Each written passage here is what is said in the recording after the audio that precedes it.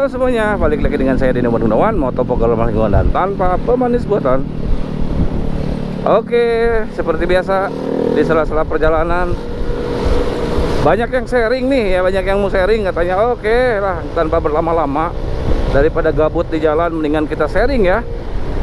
Ini boleh ngasih masukan ya kalau ada kekeliruan gitu.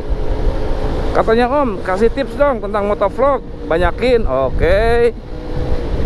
Jadi kali ini saya mau ngasih tips rahasia sukses motovlog pemula. Meskipun saya belum sukses, tapi kita berbagi informasi saja. Oke, jadi ada banyak pertanyaan seputar motovlog ya. Salah satunya,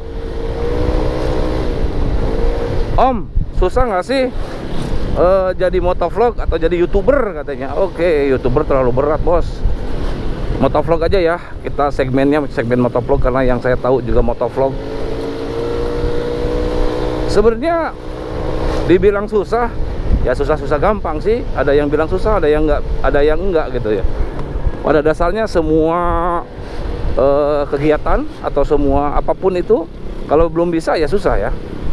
Tapi ada peribahasa mengatakan bisa karena biasa. Nah itu aja pegang kuncinya tuh, bisa karena biasa. Semuanya berawal dari nggak bisa.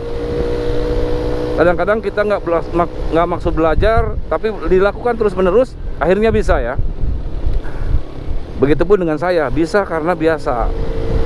Saya nggak pernah belajar dulu, yang penting mulai aja dulu, ya kan?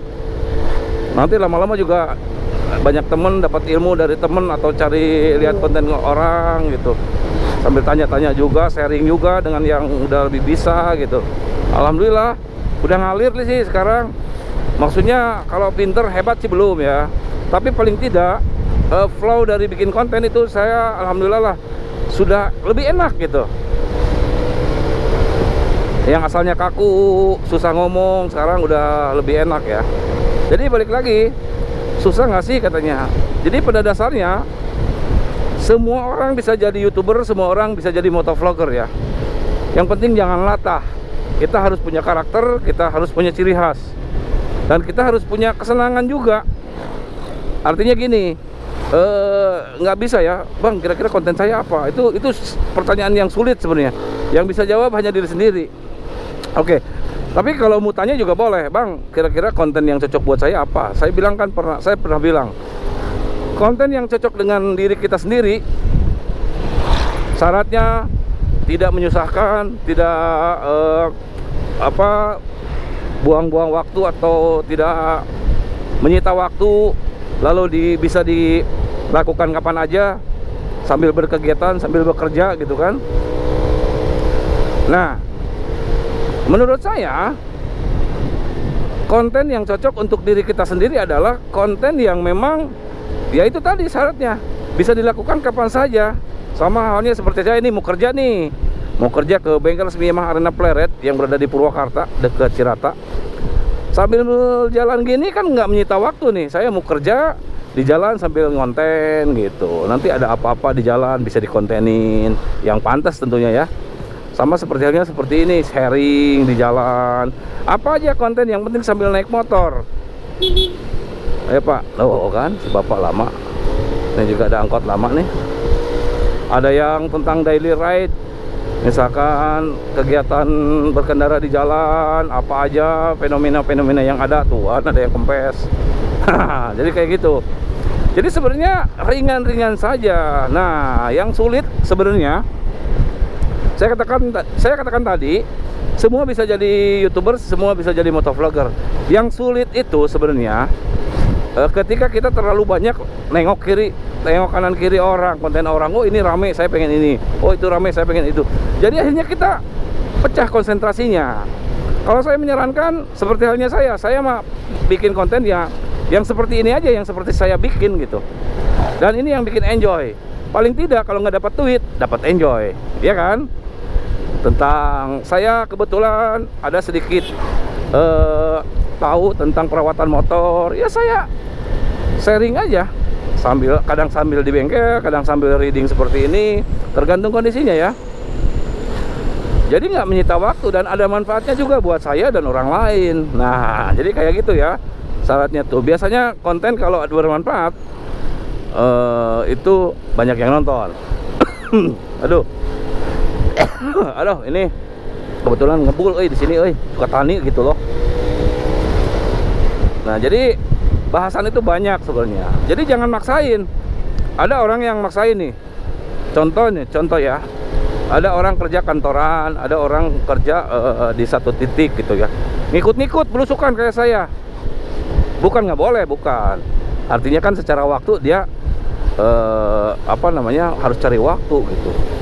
Atau misalkan yang pasti sih gini, kalau kita nyontek punya orang belum tentu cocok untuk kita gitu kan. Mungkin secara ide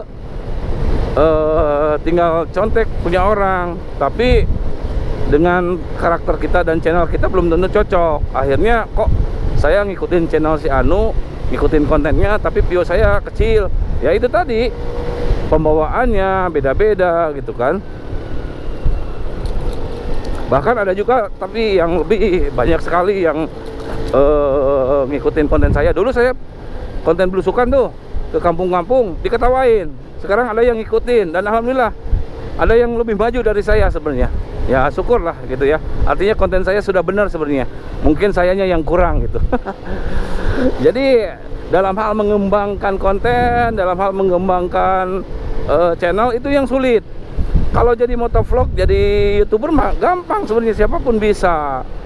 Nah, saya sih menyarankan lagi ya, kalau bisa apa sih yang kita punya, apa sih yang kita bisa. Maksudnya seperti hal-halnya sultan-sultan di sana yang ada yang pamer kekayaannya, ada yang pamer kepunyaannya. Nah kan, kalau saya sih nggak punya apa-apa. Jadi hanya mungkin skill dan pengetahuan yang saya punya, ya saya sharing. Jadi bisa yang ditonjolin itu apa yang kita bisa atau apa yang kita punya, begitu. Dan jangan bersaing dengan orang lain di zona orang lain. Nah, saya nyamannya seperti ini, ya sudah. Saya berpikiran, masa sih bikin konten seperti ini nggak ada yang lihat di YouTube? Kan orang di YouTube itu berjuta-juta gitu kan. Nah, ketika kita sudah bikin aja dulu apa aja terserah, yang kira-kira enak gitu, nggak nyita waktu.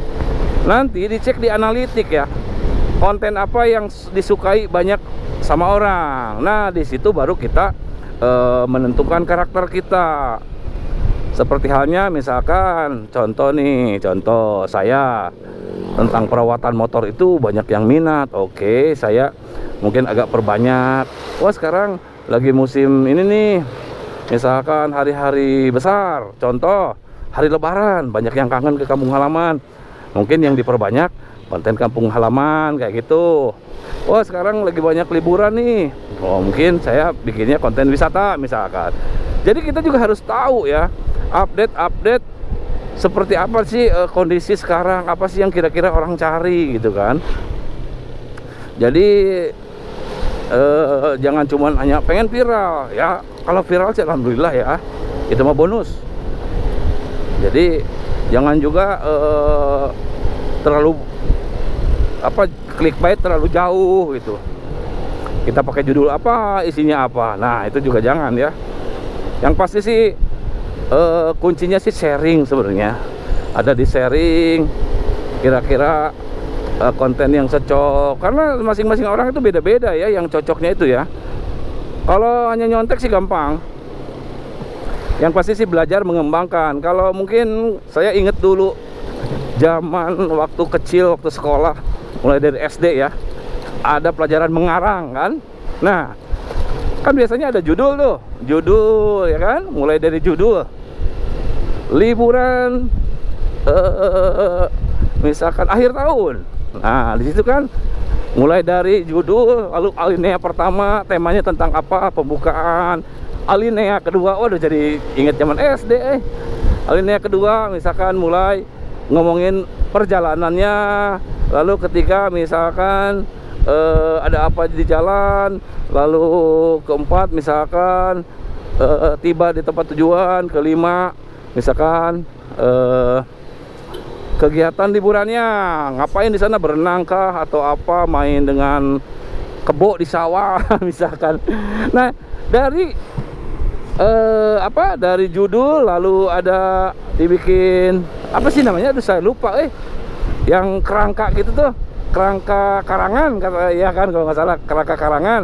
Artinya judul lalu sub-subnya, lalu dari sub itu dikembangkan.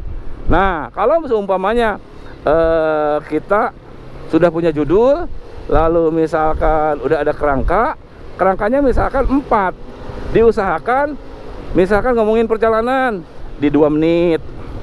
Coba kita kembangkan, bikin kerangka itu jadi 2 menit. Karena apa? Mungkin kalau dari satu video ya idealnya kan 8 menitan ya, minimal 8 menit gitu. Jadi kalau ada 4 kerangka itu temanya, jadi kalau ada 4 kerangka kali 2 menit kan jadi 8 menit. Kira-kira aja, nanti juga biasa. Saya juga biasa seperti itu ya. Wah, saya harus ngomong nih, harus ngoceh 8 menit. Kan kadang-kadang, wah bang, saya tuh om 8 menit nggak nyampe 8 menit katanya, keburu habis omongan saya. Saya jujur aja, kalau saya bolak-belok dulu ya itu memang saya targetin di 8 menit. Kasih aja selingan apa gitu. Akhirnya saya udah mulai tahu nih, kira-kira perjalanan berapa kilo, kurang lebih 8 menit. Nah, jadi apalagi kalau NMAX ya, NMAX itu kelihatan tuh 832. Tadi saya berangkat di 8 berapa ya, saya lupa sih sebenarnya.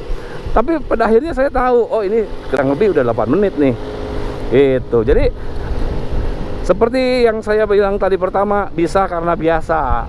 Nah, saya nggak pernah belajar, meskipun ya memang lihat sih referensi-referensi yang lain. Tapi ya bisa karena biasa, meskipun saya belum bisa-bisa amat gitu ya. Paling tidak bisa sharing lah sedikit lah ya, berbagi, biar nggak disebut sombong gitu ya. Dan siapa tahu ada manfaatnya. Oke. Jadi nggak usah khawatir lah, yang mau jadi YouTuber, yang mau jadi motovlogger, gas dulu lah, baru curhat ya. Pokoknya mah mulai aja dulu, nggak usah mikir apa-apa dulu. Yang penting meskipun uang yang belum dapat dari AdSense atau gimana, yang penting enjoy aja dulu. Hitung-hitung punya dokumentasi di jalan kalau motovlogger mah ya. Nah, ini apa nih? Ada apa nih? Ini parah nih. Ini parah nih. Oh, ada itu, ada gerobak. Oke. Berhubung saya sudah dekat nih ke bengkel resmi Yamaha, ada di Citeko. Jadi ngevlognya segini dulu. Kalau semoga vlog ini bermanfaat ya. Dan mudah-mudahan ngerti yang ngedengerin. Karena saya juga menjelimet. Oke. Jangan lupa subscribe untuk informasi selanjutnya. Bye bye.